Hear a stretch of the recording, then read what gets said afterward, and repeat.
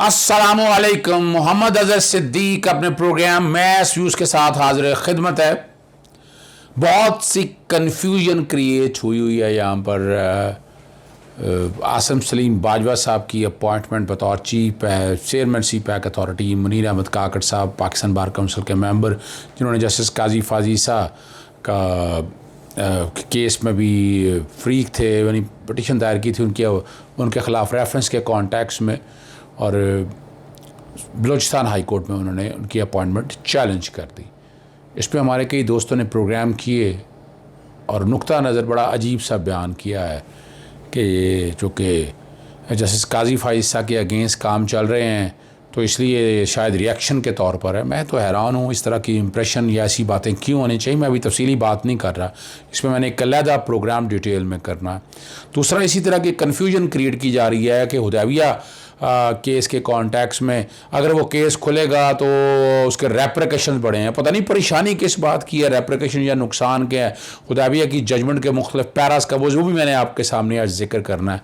लेकिन अभी जो आपसे मैंने गुफ्तगू करनी है कि डॉक्टर अलवी साहब ने बड़ी वाज़ेह तौर पर गुफ्तगू करते हुए अखबार के साथ, हारून रशीद के साथ पहला नुक्ता नज़र दिया है, ऑफिशियल नुक्ता नज़र दिया है।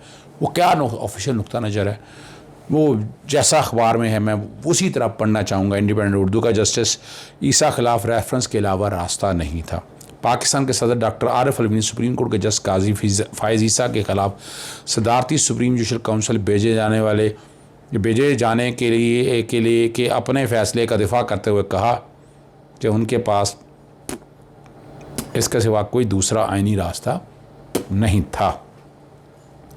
इंडिपेंडेंट उर्दू के साथ एक खुसूसी इंटरव्यू में सदर ने कहा कि सुप्रीम कोर्ट ने जस्टिस काजी फायज़ ईसा के ख़िलाफ़ रेफरेंस मुस्तरद नहीं किया, वो मुतमईन नहीं थी और तहकीकात ना करने का हुक्म दिया। हमारे मुल्क की अदलिया, लिहाजा मुझे अदालत का फ़ैसला कबूल है। इस साल 26 अप्रैल को सुप्रीम कोर्ट के 10 रुकनी बेंच ने जस्टिस काजी फायज़ ईसा के सदारती रेफरेंस के ख़िलाफ़ नज़रसानी की दरख्वास्त मंजूर कर ली। मीडिया पर हस्बे इख्तलाफ की जानब से तहरीक इंसाफ के हुकूमत, वज़ीर कानून और सदर पर इस रेफरेंस को बग़ैर तहकीक के आगे बढ़ाने पर तनकीद हुई थी। अगर अगला सुनिएगा, सदर ने इस्तफ़ार करते हुए कहा कि मैं और क्या करता। सुप्रीम कोर्ट कहती है कि आपके पास तहकीकत का इख्तियार नहीं है। मैं क्या निजी लोगों से तफ्तीश करवाता, FIA से करवाता? मैं नहीं कर सकता था। इनका कहना था रेफरेंस के अंदर जो दिया था वो था, उनकी जायदाद का जिक्र था और उन्होंने इनकार नहीं किया ये उनकी प्रॉपर्टी थी। बताया कि जज ने अदालत में मनी ट्रेल दिया तो सदर मुमलकत ने कहा कहाँ दिया। अदालत ने ये सब नहीं माना। मेरे पास किसी तहकीकात के लिए सुप्रीम जुडिशल काउंसिल ही थी जहाँ मैंने रेफरेंस भेजा, तो इसमें क्या गलत था। आईनी रास्ता तो असल रास्ता था। उनका कहना था जब तफसीली फ़ैसला आएगा तो इसमें सब वाज़ेह हो जाएगा। मुस्तफ़ी होने के बारे में, मुतालबे के बारे में उनका कहना था कि ये बेजा है क्योंकि उन्होंने तो इस पर एक्शन लिया। मेरे पास 3 ही ऑप्शन थे, एक ये कि मैं इस पर खामोश हो जाता, सदर साहब इस पर बैठ जाते और बाद में कहते कि मेरे पास सबूत हैं, मेरी ज़ुबान न खुलवाना। तीसरा ऑप्शन आईनी था और वही वाहिद रास्ता था। बहुत नपी तुली गुफ्तगू और बड़ी वाज़े तौर पर बड़ी मुदल्लल तरीके से जवाब दिया है और तरीक़ाकार यही है। मिसेस सरीना ईसा के FBR की रिपोर्ट जो सुप्रीम कोर्ट के रिव्यू में रद्द कर दी गई है, लेकिन वो हक़ाइक़ सबके सामने हैं। उसमें तीनों प्रॉपर्टीज़ की ओनरशिप मिसेस सरीना ईसा ने कबूल की है। मनी ट्रेल का जिक्र दिया, मनी ट्रेल का यानी पैसे ट्रांसफ़र होने का जिक्र दिया, मनी ट्रेल का तो जिक्र नहीं किया। 2003 से 2013 तक इतने अरसे में कुछ पैसे ट्रांसफ़र करने का जिक्र है, और वो जितना भी जिक्र है पाउंड का और डॉलर का, वो तालीम के ख़र्चे किसने बर्दाश्त किए कि अगर इसी को मनी ट्रेल ले लिया जाए, यानी मनी ट्रेल से मुराद है पैसे ट्रांसफ़र ले लिया जाए, वो जो पैसा उस अकाउंट में आया वो कहाँ से आया, वो मनी ट्रेल मिसिंग है, वो नहीं है। ना एग्रीकल्चर इनकम, ना कोई और ज़रा। आपने जब डिक्लेयर ही नहीं किया, आपकी इनकम टैक्स रिटर्न है खामोश है, वेल्थ स्टेटमेंट है खामोश है। पहली दफ़ा आपने जाकर डिक्लेयर किया जनवरी 2020 में, मैं क्या कह रहा हूँ, जनवरी 2020 में जब रिटर्न ने फाइल की 2018 की और 2019 की। और इसके अलावा अगली जो बात है, जस्टिस काजी फाइसा का जो जॉइंट अकाउंट में इसके साथ है वो डिक्लेयर ही नहीं किया। आपको डिक्लेयर करना चाहिए था, वो डिक्लेयर नहीं किया। उसमें हुआ क्या या नहीं हुआ, असेसमेंट ऑर्डर में लिखा हुआ या वो ऑर्डर में लिखा हुआ एफबीआर की, वो अलहदा कार्रवाई होती है दोनों इश्यूज़ के ऊपर। अगर प्रॉपर्टी की ये पैसा वो भेजा था, वो पैसा का मनी ट्रेल नहीं है, अगर माना जाए कि जो उससे भेजा है, लेकिन वो 10 करोड़ समथिंग अमाउंट में बड़ी डिटेल में डिस्कस की है, फिर उस पर टैक्स की लायबिलिटी भी निकाली, सब वो ख़त्म होगी, तो ऑर्डर सेट असाइड कर दिया है। लेकिन वो जो इन्फॉर्मेशन है, वो जो मटीरियल है, वो कहाँ लेकर जाएँ। इसमें मैंने वाज़ तौर पर कहा था कि जज के अगेंस्ट, देखें पब्लिक ऑफिस होल्डर हैं तो फिर जज के अगेंस्ट सेक्शन 9 करना पड़ेगा, सेक्शन 9 में आना पड़ेगा। स्पाउस के नाम अगर प्रॉपर्टीज़ हैं तो सेक्शन 9 कहता है कि ये करप्शन या करप्ट प्रैक्टिस की डेफिनेशन में आता है। तो या तो फिर नैब के पास आना है, और जनाब सदर अलवी ने कह दिया कि FIA वगैरह वो तो था ही नहीं, मेरे पास ऑप्शन सुप्रीम जुडिशल काउंसिल ने इंक्वायरी करनी। सुप्रीम जुडिशल के पास मामला मैं समझता हूँ आज भी जिंदा है, सिर्फ FBR की रिपोर्ट को एक साइड पर रख दें, आर्टिकल 209 को सामने रख के आज खुद इख्तियारात सामने रखते हुए ये मामला इंक्वायरी या इन्वेस्टिगेशन होनी है, और उनकी इंक्वायरी और इन्वेस्टिगेशन होनी चाहिए, तफसील के साथ चीज़ें सारी सामने आनी चाहिए ताकि क्लैरिटी आ सके। बहरहाल ये the ball is now in the court of supreme judicial council. अब आते हैं दूसरी तरफ, आसिम सलीम बाजवा की बतौर चेयरमैन CPAC अथॉरिटी वो अपॉइंटमेंट चैलेंज हुई है बलूचिस्तान हाई कोर्ट में। मुनीर अहमद काकड़ साहब हैं जो vice chairman Balochistan bar council भी रहे हैं, उसके बाद इस वक्त पाकिस्तान बार काउंसिल हैं, और जस्टिस काजी फाइसा के केस में बतौर पिटिशनर्स या बार काउंसिल की तरफ से वो पेश होते रहे हैं। और उन्होंने जो सोशल मीडिया पे बात चल रही है, उन्होंने बाकी लोगों से जो गुफ्तगू करते हुए हमारे दोस्त हैं उनसे कहा कि ये जस्टिस काजी फाइसा के रिबटल में है, यानी ये मामले यहाँ जो चैलेंज किए हैं इसलिए ये उस तरफ है। तो ये एक रिफ्ट क्रिएट करने की कोशिश की जा रही है। मैं नहीं समझता कि इसकी इजाज़त दी जा सकती है या ऐसी कोई बात हो सकती है।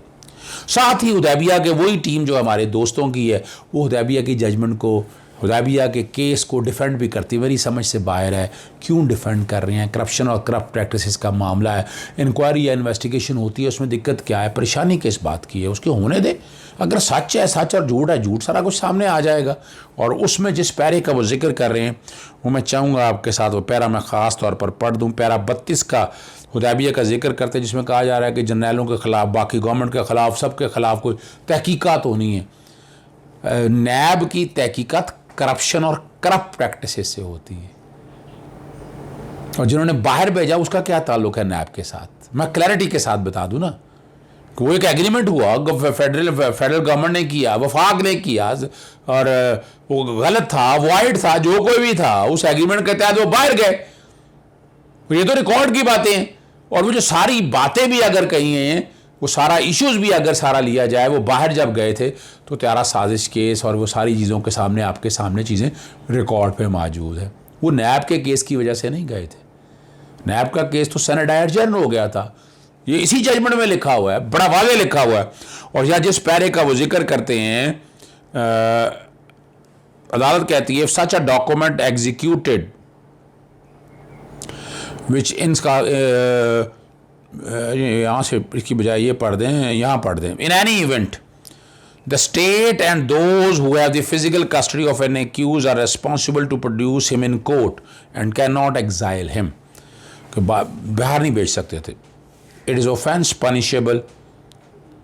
punishable with rigorous imprisonment for up to 10 years. If any compromises, hamper, jeopardize or defeat an investigation under process before NAB or the Accountability Code, respondent number 2 and 3 could not exile themselves. The person or person who had exiled respondent number 2 and 3 would be deemed to have compromised, hampered, jeopardized and or defeated the legal process. However, NAB did not launch a prosecution against him.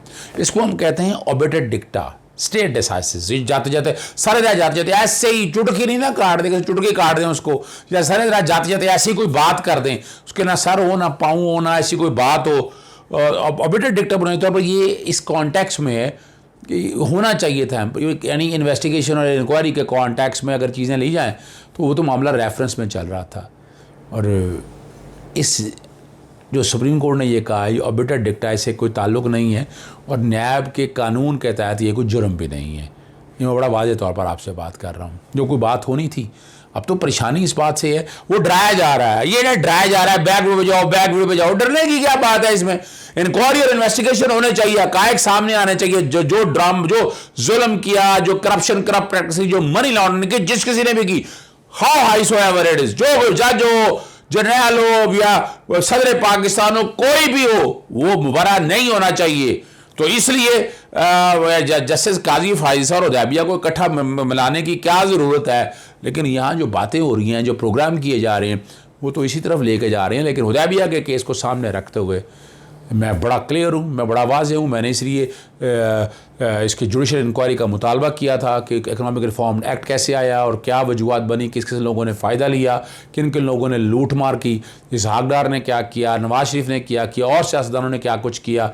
इस बहती गंगा में जिन जिन लोगों ने हाथ धोए और advantages लिए, वो सामने आने चाहिए। और उसके बाद FIA करे, नैब करे। लेकिन ये जुर्म जो है, ये टाइम बार्ड, जुर्म के अगेंस्ट टाइम बार्ड नहीं है। अपील शबील का अपना एक प्रोसेस अपनी जगह पर मौजूद है।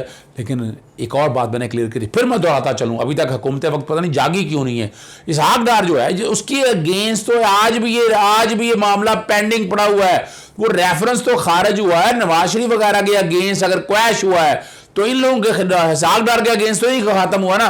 तो इसहाक डार की इंक्वायरी इसी वक्त खोली जा सकती है, इसी वक्त नया प्रोसिक्यूट कर सकती है और सारे मामले को डीपली देखकर और उसमें जो जो लोग हैं उनका कसूर सारा सामने रख सकती है कि ये काम किया, ये करप्शन की, ये लूट मार की काजी फैमिली के साथ इसहाक डार ने, इन सब ने। और चाइनीज़ या बाकी टर्किश नवाज शरीफ और ख़ानदान और इसहाक डार के बारे में बड़ा वाज़ेह अल्फाज हैं कि किस तरह ये लूट मार करते हैं, किस तरह बारीक वारदात डालते हैं। तफसीलात आपके साथ फिर शेयर करते रहेंगे। इजाज़त दीजिएगा। अस्सलाम वालेकुम, खुदा हाफिज़। पाकिस्तान जिंदाबाद।